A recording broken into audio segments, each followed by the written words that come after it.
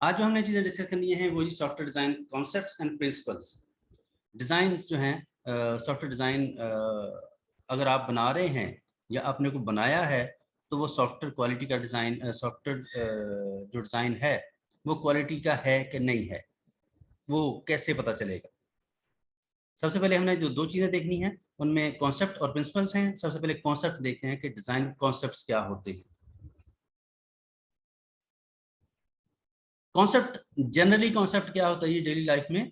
Concept is defined as a principle idea और invention. आपके mind में कुछ सोच को आइडिया अगर आए तो उसको कॉन्सेप्ट कहा जाता है। तो वो फॉर एग्जांपल किसी मसले को हल करने के बारे में हो सकता है, कोई इन्वेंशन करने के बारे में, कोई डिस्कवरी करने के बारे में, या किसी मसले को हल करने के बारे में। आपके माइंड में अचानक चीज क्लिक करती है कि यार ये काम ऐसे होना चाहिए, ये ऐसे हो जाएगा। तो वो उसको आप कहते हैं आपने कुछ कंसीव किया, और वो कंसीव करने का जो प्रोसेस है, जो उसकी आउटपुट है, वो कॉन्सेप्ट है। कि आपने कोई आइडिया आपके माइंड में आया, वो ख्याल आपके माइंड में आया कि उस काम को कैसे किया जाए। तो जो सॉफ्टवेयर डिजाइन कॉन्सेप्ट है ये भी कुछ इससे मिलती जुलती चीज है कि आप कुछ सोचते हैं, कुछ प्लान करते हैं कि जनाब सॉफ्टवेयर जो है वो कैसे बनाया जाए। और वो जो माइंड में जो आइडिया आएगा आपके, वो सॉफ्टवेयर डिजाइन कॉन्सेप्ट है। The software design concept simply means the idea और प्रिंसिपल बिहाइंड द डिजाइन।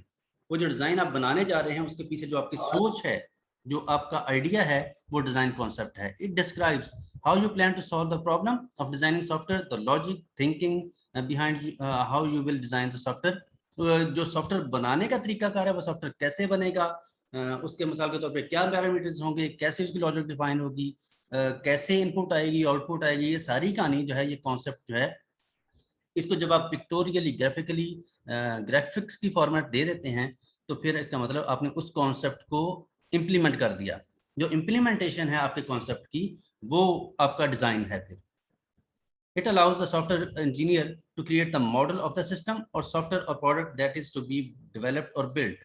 ये जो कॉन्सेप्ट है ये आपको फैसिलिटेट करता है एक सॉफ्टवेयर इंजीनियर को के तौर पे आपको, कि आप उसको मॉडल कर पाए उस आइडिया को।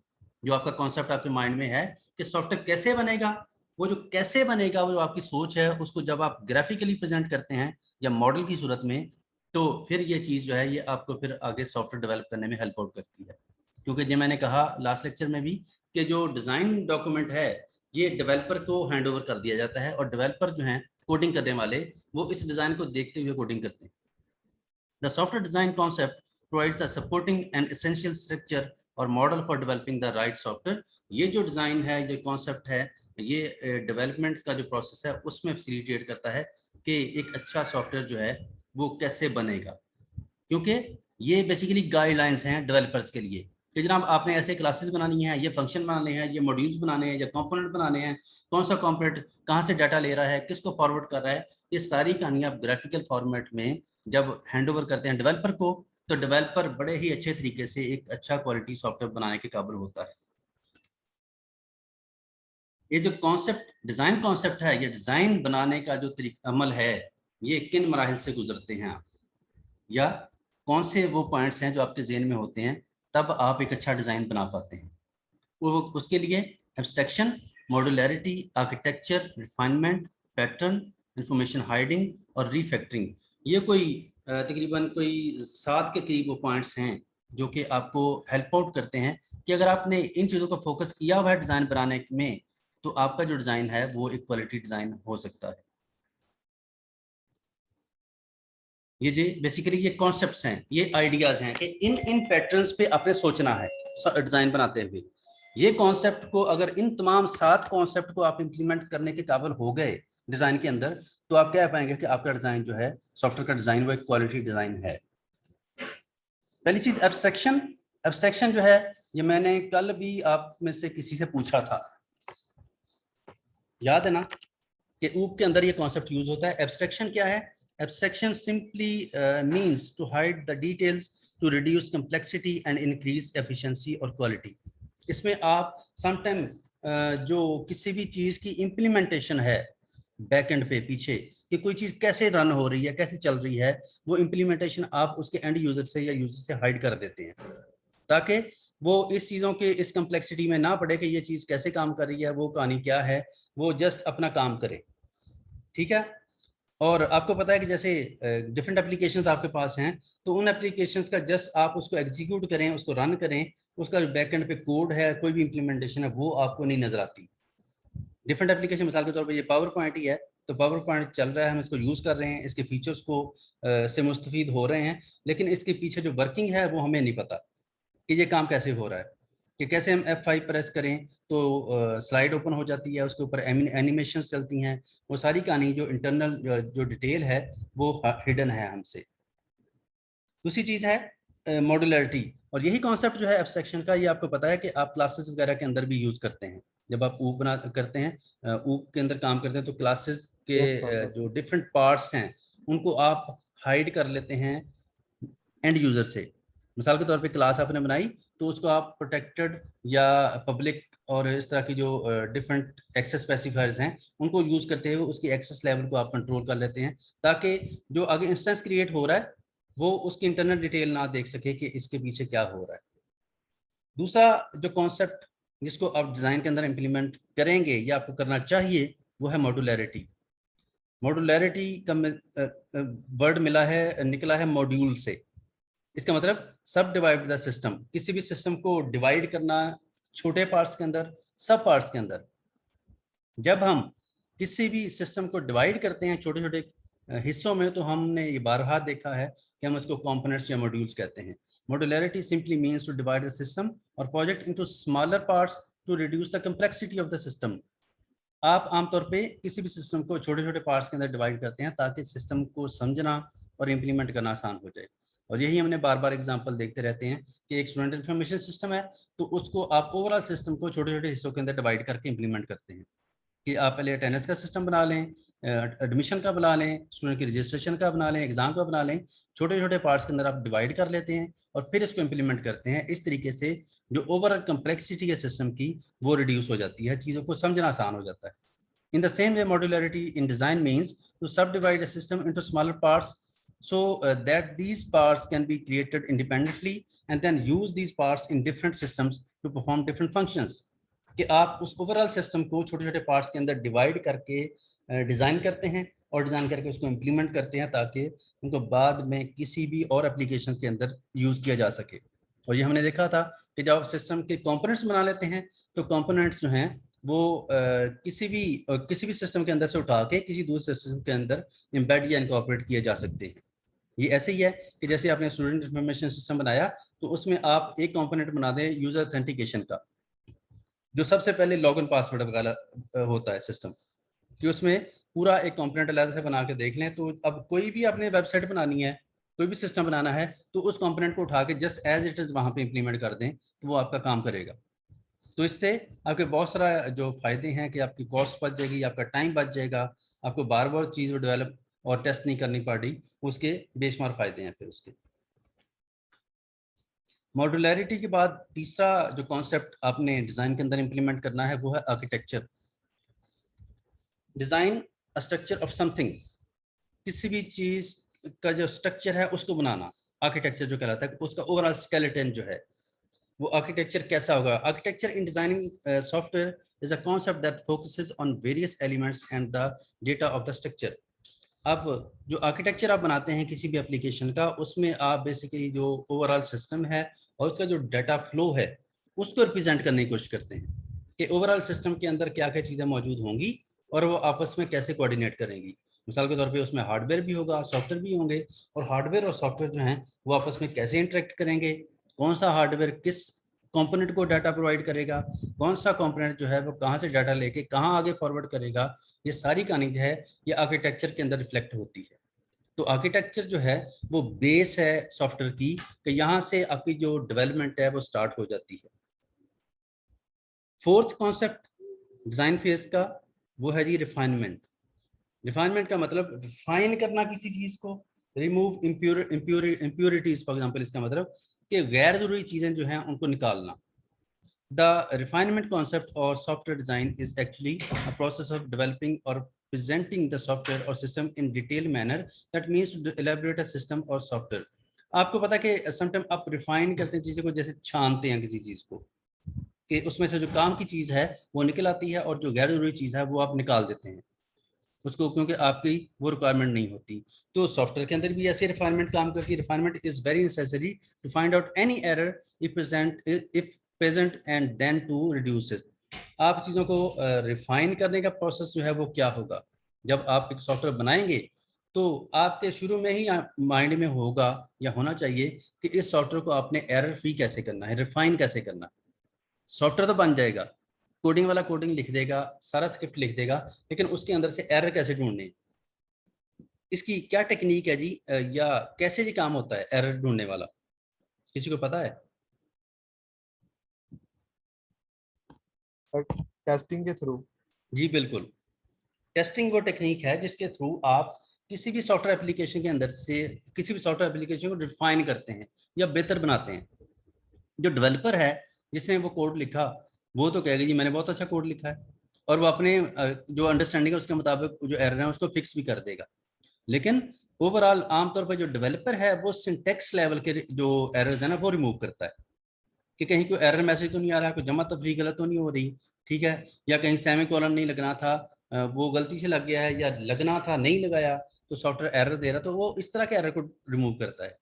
लेकिन जो टेस्टिंग टीम है वो ओवरऑल कंप्लीट उस आर्किटेक्चर के मुताबिक सिस्टम को रन करके एग्जीक्यूट करके देखती है कि क्लाइंट के पॉइंट ऑफ व्यू से क्या इसमें कोई मसला तो नहीं है, जबकि जो डेवलपर है वो तो डेवलपमेंट के पॉइंट ऑफ व्यू से या सिंटेक्स के पॉइंट ऑफ व्यू से देखता है चीज़ों को। तो जो एक्चुअल रिक्वायरमेंट है वो टेस्टिंग टीम करती है, वो टेस्ट केस बना के उसको एग्जीक्यूट करती है, रन करती है, और देखती है कि तमाम फंक्शनल और नॉन फंक्शनल रिक्वायरमेंट्स जो हमने शुरू में डिसाइड की थी वो क्या इंप्लीमेंट हो गई हैं और सही तरीके से चल रही हैं। इसके अलावा जी पैटर्न, बात का ऐसा होता है कि आप कोई पैटर्न बना लेते हैं रीयूज के लिए। एक काम अगर आपको बार बार करना पड़ रहा है या उसकी बार बार आपने यूज करना है तो आप उसको बार बार नहीं लिखेंगे, उसको बार बार लिखेंगे नहीं, टेस्ट नहीं करेंगे और एग्जीक्यूशन नहीं करेंगे। तो क्या ऐसा कोई तरीकाकार हो कि जनाब एक कोई आप मॉडल, कोई टेम्पलेट, कोई पैटर्न बना लें और उसको बार बार रीयूज करते जाएं? जैसे कोई एग्जांपल है, ऐसा आप करते हैं या कभी किया?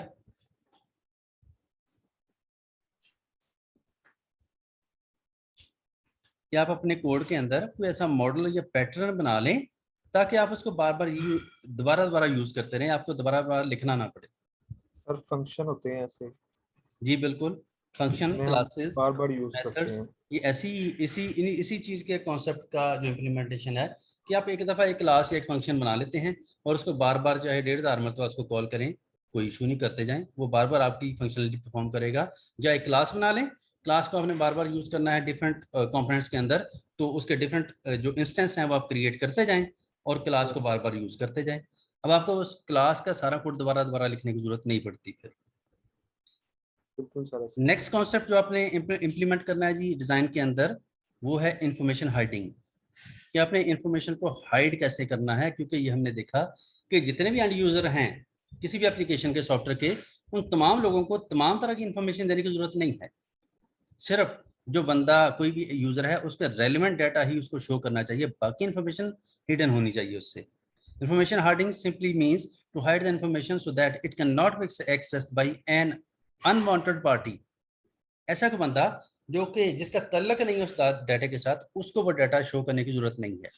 ये हमने डिफरेंट एग्जाम्पल के थ्रू पहले भी देखा है कि जैसे फ्रांस वाले लोग हैं तो फ्रांस वालों को बच्चों का जो मार्क्स हैं वो शो करने की जरूरत नहीं है। ये एक टीचर है तो टीचर को एम्प्लॉयज़ की जो तनख्वाहें हैं उनका डाटा शो करने की जरूरत नहीं है। ये मैं मिसाल के तौर पे एक फ्रांस का डाटा पड़ा हुआ है तो उसके लिए एक टीचर जो है वो अनवांटेड पार्टी है, उसका उसके साथ कोई तल्लक नहीं। In software designing, information hiding is achieved by designing the modules in a manner that the information gathered or contained in one module is hidden and it cannot be accessed by any other modules. जो modules बनाते हैं हम या components बनाते हैं किसी भी software application के, उनका एक पर्पस ये भी है कि जनाब आप चीज़ों को हाइड कर लेते हैं एक दूसरे से, कि जो फाइनेंस का कंपोनेंट है वो उसका डाटा फाइनेंस के अंदर ही रहेगा, जो एचआर का डाटा है वो एचआर वाला कंपोनेंट वो उसका फाइनेंस का डाटा नहीं देख पाएगा। जो स्टूडेंट की अटेंडेंस का इंफॉर्मेशन है या स्टूडेंट की सेशन इंफॉर्मेशन है वो सिर्फ टीचर देख पाए, बाकी लोग जो हैं उनको उसके साथ कोई ताल्लुक नहीं है। और ये अनवांटेड पार्टी में ज्यादातर हैकर्स आते हैं ना। जी अनवांटेड पार्टी में ज्यादातर हैकर्स आते हैं। कौन आते हैं? हैकर्स।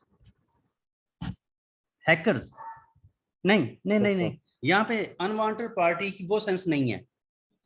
ये पार्टी जो है, ये अनवांटेड पार्टी वो आपके एंड यूजर हैं सॉफ्टवेयर के। मिसाल के तौर पे जैसे मैं एग्जांपल दे रहा हूँ कि स्टूडेंट इन्फॉर्मेशन सिस्टम है, तो उसकी यस सर, डिफरेंट वो तो पार्टीज उसको यूज करेंगी। वो पार्टीज का मतलब उसके स्टेक होल्डर या एंड यूजर हैं। वो एंड यूजर के अंदर टीचर भी होगा, स्टूडेंट भी होगा, एचओडी भी होगा, डीन भी होंगे, फाइनेंस वाले भी होंगे, एचआर वाले भी होंगे, सिक्योरिटी वाले भी होंगे। अगर क्योंकि एक कंप्लीट सिस्टम बना हुआ है यूनिवर्सिटी का, जिसको हम लर्निंग मैनेजमेंट सिस्टम भी कह सकते हैं, तो अगर वो डिफरेंट तरह के स्टेक होल्डर्स में शामिल हैं तो वो तमाम पार्टीज हैं। लेकिन अनवांटेड पार्टी कब बनेगी? जब मैं फाइनेंस का डाटा देखने की कोशिश करूं बतौर टीचर, तो फाइनेंस के डाटे के लिए मैं अनवांटेड पार्टी हूं, फिर मेरा उसके साथ कोई ताल्लुक नहीं है। या फाइनेंस का बंदा आपके मार्क्स देखने की कोशिश करे, या उसको अगर अब वो आपकी एक्सेस करने की कोशिश कर रहा है, तो वो आपकी इंफॉर्मेशन के हवाले से अनवांटेड पार्टी है। वो जो आप कह रहे हैं हैकर, वो अनवांटेड या अनऑथराइज्ड यूजर होता है, ठीक है, जो कि आपके सिस्टम को यूज करने की कोशिश करता है। In software design, yes information sir. hiding is achieved by designing the modules। ये हमने देखा कि आप मॉड्यूल बनाने के बाद या मॉड्यूल की या कंपोनेंट्स बना के इस चीज को इंप्लीमेंट करने की कोशिश करते हैं। लास्ट कॉन्सेप्ट जो आपने एक अच्छा डिजाइन बनाने के लिए इंप्लीमेंट करना है वो है refactoring. Refactoring simply means to reconstruct something in such a way that it does not affect the behavior or any other feature। Sometime आप चीजों को दोबारा बनाते हैं या मॉडिफिकेशंस करते हैं। रीफैक्टरिंग का मतलब कि दोबारा किसी चीज को बनाना, डेवलप करना, या मॉडिफिकेशन करना या अपग्रेडेशन करना। फिर लेकिन वो जब चेंजिंग वगैरह आती है उस वक्त। जी एक तो है चेंजेस जो आप सॉफ्टवेयर की डेवलपमेंट के दौरान करते हैं आमतौर पे, ठीक है। वो चेंजेस होती हैं कि मिसाल के तौर पे कोई एरर आ गया, उसको ठीक करना है तो आप चेंजेस कर रहे हैं, या कोई नया फीचर आपने डालना है तो उसके लिए आप चेंजेस करते हैं। लेकिन एक कॉन्सेप्ट होता है री इंजीनियरिंग। जैसे री इंजीनियरिंग होती है, री इंजीनियरिंग का मतलब कि सॉफ्टवेयर बना हुआ है, ठीक है, या आपने ऑलरेडी को प्लान बनाया हुआ, तो उसके बनाने के बाद आप फील करते हैं कि जनाब ये तो कॉस्ट बड़ी बढ़ गई है। हमारा जो प्लान था, हमारा फॉर एग्जांपल आपने बतौर प्रोजेक्ट मैनेजर ये प्लान बनाया कि ये सॉफ्टवेयर, कोई सॉफ्टवेयर XYZ है, वो 1 लाख के अंदर बन जाएगा। लेकिन जब आप प्लान मुकम्मल कर लें, उसकी जब फिजिबिलिटी बनाएं, तो फिर आपको आइडिया हो कि नहीं यार ये तो 1.5 लाख पे जा रहा है। तो फिर आप क्या करेंगे? उस प्लान को री इंजीनियर करेंगे, दोबारा से बनाएंगे, ताकि वो जो कॉस्ट है उसको रिड्यूस किया जा सके। कोई गैर जरूरी जो आपने चीजें उसमें ऐड कर ली हैं वो डिलीट कर दी जाएं, ताकि कॉस्ट जो है वो 1.5 लाख से 1 लाख पे आ जाए, ठीक है। तो रीफैक्टरिंग में भी ऐसी है। Refactoring in software design means to reconstruct the design to reduce complexity and simplicity. आप समटाइम डिजाइन बनाने के बाद दोबारा फिर उसको रीडिजाइन करते हैं किसी भी डिजाइन को, ताकि उसके अंदर कोई इश्यूज हैं, कोई प्रॉब्लम्स हैं, तो वो आप उसको रिमूव कर दें, उनको आप ठीक कर लें। कोई कम्प्लेक्स आपका डिजाइन ऐसा कम्प्लेक्स बन गया है कि जिसको इम्प्लीमेंट करना इशू है, इम्प्लीमेंट नहीं हो पा रहा, या उसकी कॉस्ट बड़ी आ रही है, ठीक है, या जो डेवलपर्स हैं वो फील करते हैं कि यार ये किस तरह का डिजाइन आपने बनाया है, इसको इंप्लीमेंट करने में बड़ी मुश्किल हो रही है, हम कैसे इसको बनाएं। तो फिर आप उसको रीफैक्टर करेंगे, दोबारा से रीडिजाइन करेंगे, ताकि उसको इंप्लीमेंट करना आसान हो जाए। पहला कॉन्सेप्ट था ये हमारा कॉन्सेप्ट का, सॉफ्टवेयर डिजाइन कॉन्सेप्ट का, और दूसरा है सॉफ्टवेयर डिजाइन प्रिंसिपल्स। ये कॉन्सेप्ट बेसिकली वो एरियाज थे जो भी हमने पढ़े हैं 7, वो एरियाज जिनके बारे में आपने प्लान करना है, या जिनको आपने सॉफ्टवेयर का डिजाइन इन पे बेस करेगा, इन चीजों पे। अब प्रिंसिपल्स क्या हैं जी? प्रिंसिपल जो हम डिस्कस करने से पहले जरा देखें कि ये प्रिंसिपल क्यों बनते क्यों हैं, या हम क्यों फॉलो करते हैं। Let's begin topic with a question. In context of software development, what to be considered as good design? एक अच्छा डिजाइन जो है वो कौन सा होगा? आपने बतौर सॉफ्टवेयर इंजीनियर एक अच्छा आर्किटेक्चर, एक डिजाइन बनाया, तो आप कैसे फील करेंगे, या उसकी क्या सिम्टम्स हैं कि आप आइडिया लगा लें कि यह बाकी ये सॉफ्टवेयर डिजाइन जो मैंने बनाया है ये बिल्कुल ठीक है। इसके बारे में हमने जो डिस्कशन करनी है वो कुछ हमने प्रिंसिपल्स देखने हैं आज के लेक्चर के अंदर, या कुछ गाइडलाइंस कि एक सॉफ्टवेयर जो आप बनाएंगे तो वो कौन सी चीजें हैं जिसको आपने मद्देनजर रखना है, ताकि आप उस डिजाइन को एक क्वालिटी डिजाइन कह पाए। 4 के करीब वो प्रिंसिपल्स हैं जी, ये 4 के करीब वो एरियाज हैं जो कि आपने इंप्लीमेंट करने हैं। सबसे पहली चीज, पहला कॉन्सेप्ट या पहला प्रिंसिपल जो कि डिजाइन बनाते हुए आपने ज़हन में रखना है, वो प्रिंसिपल को कहते हैं जी किस प्रिंसिपल। यस सर, ये पहले पढ़ा हुआ है। किस प्रिंसिपल जी, बताओ मतलब क्या है, कुछ याद है? यस सर, थोड़ा बहुत याद है बताओ। कि सर जो हमारा डिज़ाइन है वो सिंपल होना चाहिए और इजी टू अंडरस्टैंड होना चाहिए। और जो हमारा आगे जो फेज है, आगे जो फेज के लिए वो यूज़ होगा, वो इजीली उसे अंडरस्टैंड कर सके, मतलब हमारे डेवलपर और या डॉक्यूमेंटेशन करने वाले वो इजीली उसे अंडरस्टैंड कर सकें। जी बिल्कुल ऐसे ही है, क्योंकि हम ये बार बार डिस्कस कर चुके हैं कि जो डिजाइन डॉक्यूमेंट है वो आप अपने लिए नहीं बना रहे, वो तो आप आगे वाली जो फील्ड नेक्स्ट फेज आनी है वो उन लोगों के लिए बना रहे हैं, ताकि वो इस डिजाइन डॉक्यूमेंट को देखते हुए सॉफ्टवेयर की इंप्लीमेंटेशन कर सकें। लेकिन अगर सॉफ्टवेयर का जो डिजाइन है वो इस कदर कॉम्प्लिकेटेड है कि आप तो टेक्निकल पर्सन है, आप डिजाइनर, आपने तो बना दिया, लेकिन कल को उसको उसको किसी ने यूज करना है, पढ़ना है, इंप्लीमेंट करना है, तो अगर उनको समझ नहीं आ रही तो फिर मसला हो जाएगा। It suggests not to involve complexity in your code and try avoiding it as much as you can.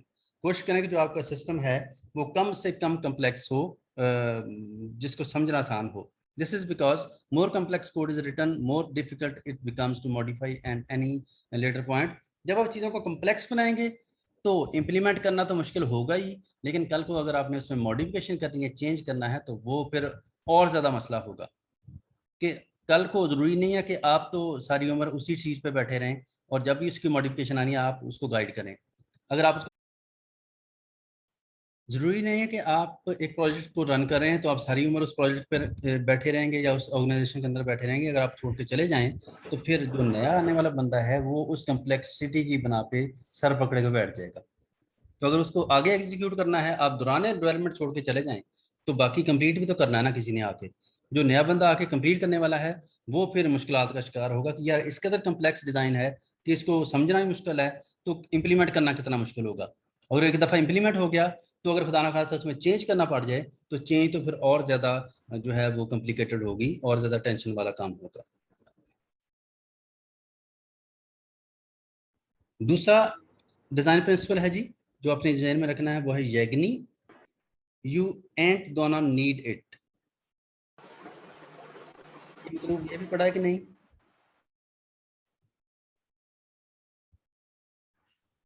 No sir, ये नहीं पहले पढ़ा हुआ। YAGNI means if it won't come handy later, don't do it now. Being a programmer, developer usually implements so many things that they really don't need. बाज का तो ऐसा होता है कि जो डेवलपर हैं वो ऐसे ही चीजें इंप्लीमेंट करते जाते हैं, समटाइम उनकी जरूरत नहीं भी होती। Implementing something which is not at all required now will always consume cost, time and effort. अगर आपने डिजाइन बनाते हुए ऐसे कोई गैर जरूरी चीजें उसमें ऐड कर दी हैं जो कि इतनी कंपलसरी नहीं है या उनकी रेलेवेंस नहीं बनती, तो ऐसी चीजों को जब इंप्लीमेंट करना पड़ेगा तो खाम खा उस पर कॉस्ट आएगी और उस पर टाइम कंज्यूम होगा। तो आप ऐसी चीजें क्यों करते हैं जिनकी जरूरत नहीं है? तो जब भी आप डिजाइन बनाएंगे, सॉफ्टवेयर डिजाइन प्रिंसिपल ये कहता है तो कि आप उसमें से जो गैर जरूरी को अगर कोई चीज फील करते हैं तो उसको उसी वक्त निकाल दें वहां से। ठीक है, अगर आप समझते हैं कि ये चीज अम्बिगस है या इसका कोई फायदा नहीं है या इसकी रेलेवेंस नहीं बनती, तो कोशिश करें कि उसको एलिमिनेट कर दें, क्योंकि गैर जरूरी चीजें जो हैं वो खामखा एक तो सिस्टम को कॉम्प्लिकेट करेंगी, डिजाइन को कॉम्प्लिकेट करेंगी, जो डेवलपर हैं उनका काम बढ़ाएंगी और टेस्टिंग वालों का भी काम बढ़ जाएगा। जबकि अल्टीमेटली अगर आपने एक डिजाइन के अंदर चीज इनकॉर्पोरेट कर दी, डेवलपर ने उसको बना भी दिया और टेस्टिंग वाले उसको आइडेंटिफाई करें बाद में कि यार ये आपने कहाँ से फीचर डाल दिया या इसकी तो जरूरत ही नहीं थी, इस लिहाजा इसको निकाल दें, तो इसका मतलब आपने डिजाइन के अंदर इतना आप खपे, फिर आपने कोडिंग भी की उसकी और टेस्टिंग वालों ने सिंपली एक लाइन लिख दी कि जनाब इसको डिलीट कर दें, तो ये तो काम नहीं सही। अब आप हो सकता है आपका कितना टाइम उस पर लगा हो, हफ्ता लग गया हो या डेफिनेटली हफ्ता लगा है तो हफ्ते का मतलब कि उस पर रिसोर्सेज पैसा भी लगा है, तो ये काम जो है ये खराब है। In short YAGNI simply says don't really do something until you really find value in doing it. जब तक आप ये ना फील कर लें कि यार इस चीज का, इस काम का करने का फायदा है, तब तक वो काम ना करें। काम का मतलब कि डिजाइन के अंदर ऐसा कोई फीचर, कोई ऐसी उसका एस्पेक्ट ना इनकॉर्पोरेट करें, एम्बेड करें, जब तक आप यकीन ना कर लें कि ये फीचर जो है ये बाकी काम का है। पर इस प्रिंसिपल को फॉलो करना थोड़ा मुश्किल है। जी इस प्रिंसिपल को फॉलो करना थोड़ा मुश्किल है। मतलब आवाज बड़ी कम आ रही है। अरे मैं कह रहा हूँ कि इस प्रिंसिपल को फॉलो करना थोड़ा मुश्किल है, क्योंकि हमें पता नहीं होता बाज़ औक़ात बिल्कुल कि बिल्कुल ऐसे ही है। ये चीज़ हमें चाहिए भी है कि नहीं चाहिए। लेकिन मतलब अगर जो रिक्वायरमेंट वाला फेज है ना, अगर उसको प्रॉपरली इम्प्लीमेंट किया हुआ है आपने, उसको प्रॉपरली एग्जीक्यूट किया हुआ है, तो फिर इसकी नौबत नहीं आती डिजाइन फेज के अंदर। क्योंकि सर जब आपने रिक्वायरमेंट्स को प्रॉपरली रिव्यू कर लिया, एनालाइज कर लिया, और जो गैर जरूरी रिक्वायरमेंट्स हैं उनको आपने एलिमिनेट कर दिया, तो फिर डिजाइन फेज के अंदर कोई गैर जरूरी चीज नहीं आएगी, इसके पर चांसेस फिर हैं। भी बाज़ औक़ात होता है कि जो डेवलपर है उसको अपने तौर पे लगता है कि ये चीज़ भी होनी चाहिए। जी बिल्कुल ऐसे ही है। ये लिटरेचर ये कहता है, या रिसर्च या साइंस, जो आईटी एक्सपर्ट्स हैं वो ये कहते हैं कि 100% एक्यूरेट डिजाइन बनाना जो है वो पॉसिबल नहीं है, वो बनता नहीं है। लेकिन आप कोशिश जरूर कर लेते हैं कि जनाब उसको मैक्सिमम जितना अच्छा बना सकें। ये हमने पहले भी देखा था, ये सभी फेजेस के ऐसे ही इसके साथ ये मामला है कि आप इवन एसआरएस भी आपने बनाना है, तो एसआरएस जो है वो उसके लिए बहुत सारी गाइडलाइंस अवेलेबल हैं कि अच्छा एसआरएस कैसा होता है, उसके अंदर क्या आप एफर्ट करें, कौन से पॉइंट को ध्यान में रखें तो एक अच्छा एसआरएस बनता है। लेकिन उसके बावजूद एक 100% एक्यूरेट एसआरएस नहीं बनता। अगर वो नहीं बनता तो डेफिनेटली इसका मतलब उसके अंदर कोई फ्लॉज रह जाते हैं। एसआरएस के अंदर फ्लॉज रहेंगे तो डेफिनेटली वो फ्लॉज तो आगे डिजाइन फेज के अंदर एंड इनकॉर्पोरेट बन हो जाएंगे जाएंगे ये। या ट्रांसफर हो जाएंगे।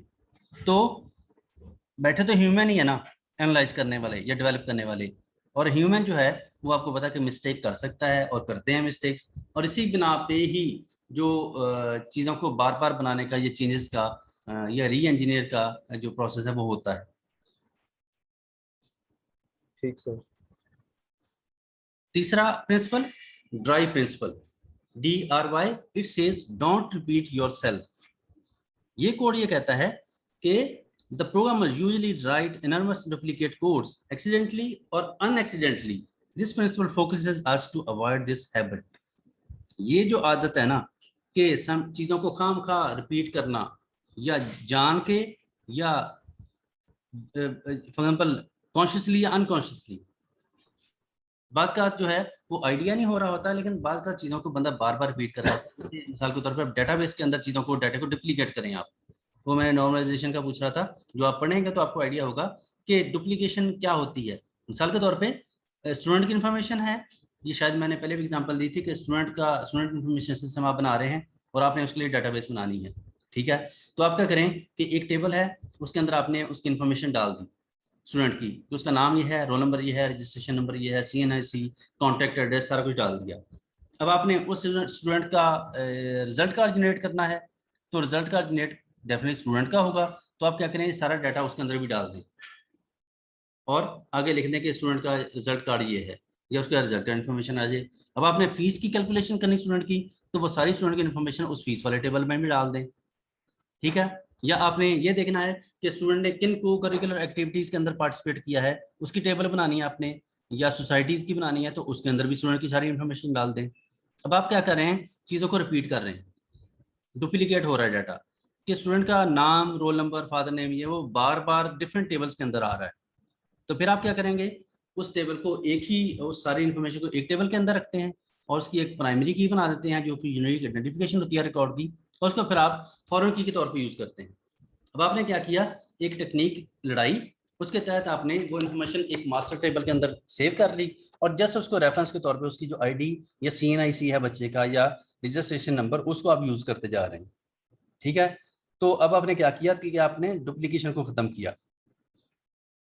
लेकिन ये जो कोडिंग है, कोडिंग के अंदर भी समटाइम ऐसा होता है कि डिफरेंट फंक्शंस जो हैं वो समटाइम ऐसा होता है कि जो एक जैसा फंक्शन परफॉर्म कर रहे होते हैं, ये समटाइम गलती से भी हो जाता है, या कई लोगों की आदत है कि वो इन चीज़ों का ध्यान में नहीं रखते। अब ऐसी जो हैबिट है, ये खाम खा आपके जो प्रॉब्लम्स हैं उनको इंक्रीज करेगी।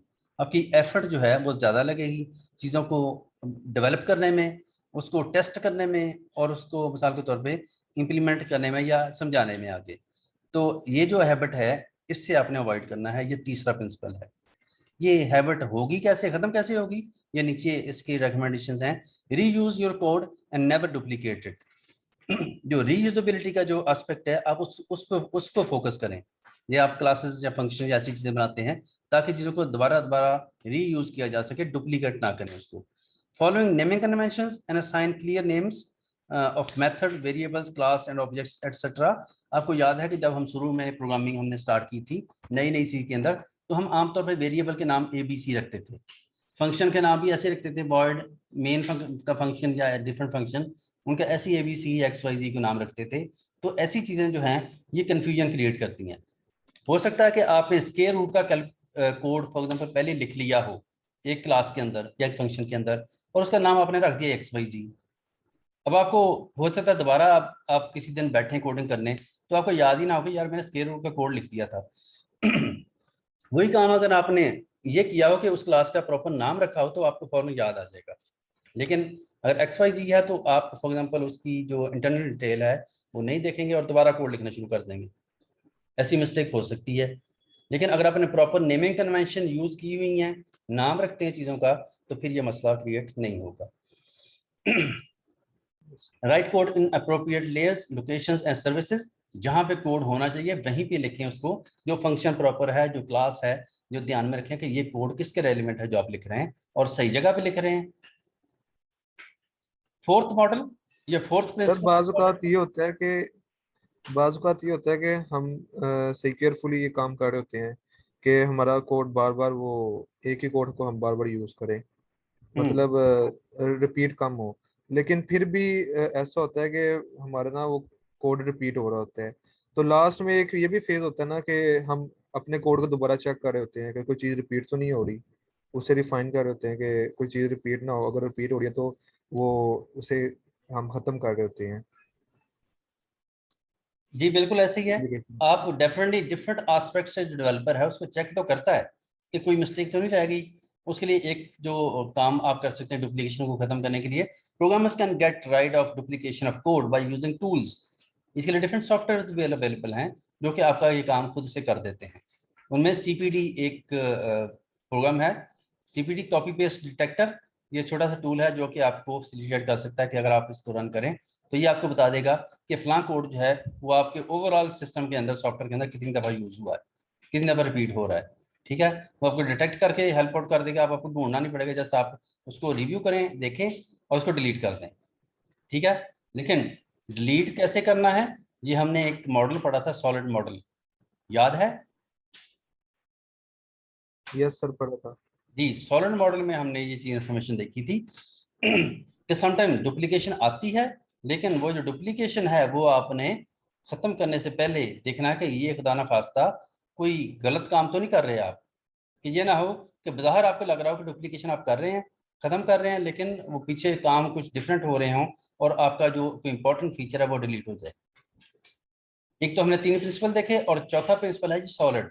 और सॉलिड जो है वो फर्दर 4-5 प्रिंसिपल्स पर मुश्तमिल है जो हमने पहले डिस्कस किए में, और मैंने यहाँ पे रेफरेंस दिया हुआ है कि सॉलिड मॉडल जो है वो हमने कहाँ पढ़ा था पहले। ठीक है, 9th जो हमारे स्लाइड्स हैं, जो वीडियो है उसके अंदर ये इसमें डिटेल के अंदर मौजूद है कि आपने कोशिश करनी है कि जो आप क्लास फंक्शन बनाएं वो एक क्लास फंक्शन जो है वो एक ही टास्क परफॉर्म करता है। ओपन क्लोज प्रिंसिपल हमने देखा था कि जो आपका मॉडिफिकेशंस वाला जो पार्ट है, किसी भी सॉफ्टवेयर के अंदर मॉडिफिकेशन होनी चाहिए, ये आपके ज़हन में होना चाहिए। लेकिन जो मॉडिफिकेशंस हैं वो कम से कम चेंजेस के अंदर होनी चाहिए। ये चीज़ थी ओपन क्लोज प्रिंसिपल। फिर हमने लिस्ट ऑफ सब्स्टिट्यूशन प्रिंसिपल देखा था। इसमें हमने देखा था कि जब आप डुप्लीकेशन को ख़त्म करते हैं तो फिर आपने डुप्लीकेशन ख़त्म करने से पहले ये देख लेना है कि क्या उस डुप्लीकेशन के नतीजे में खुदा ना खास्ता कोई ज़रूरी फीचर तो आप डुप्लीकेशन के चक्कर में ख़त्म तो नहीं कर बैठे किसी चीज़। चौथा जो था इंटरफेस सेग्रीगेशन प्रिंसिपल, ये हमने देखा था कि जो रेलिवेंट पर्सन है सिर्फ उसको ही उसका डाटा नजर आना चाहिए, इररेलेवेंट पार्टी या जो अनवारंटेड पार्टी है वो आपका डाटा ना देख पाए। फिर था डिपेंडेंसी इन्वर्जन प्रिंसिपल, कि जो डिफरेंट कंपोनेंट्स हैं उनकी आपस में डिपेंडेंसी है वो कम से कम होनी चाहिए, क्योंकि कपलिंग जो है वो लूज होनी चाहिए। डिफरेंट कंपोनेंट्स आप एक जितना कम डिपेंडेंट होंगे उतना ही आपका सॉफ्टवेयर जो है जिसका डिज़ाइन क्वालिटी डिज़ाइन कहलाएगा।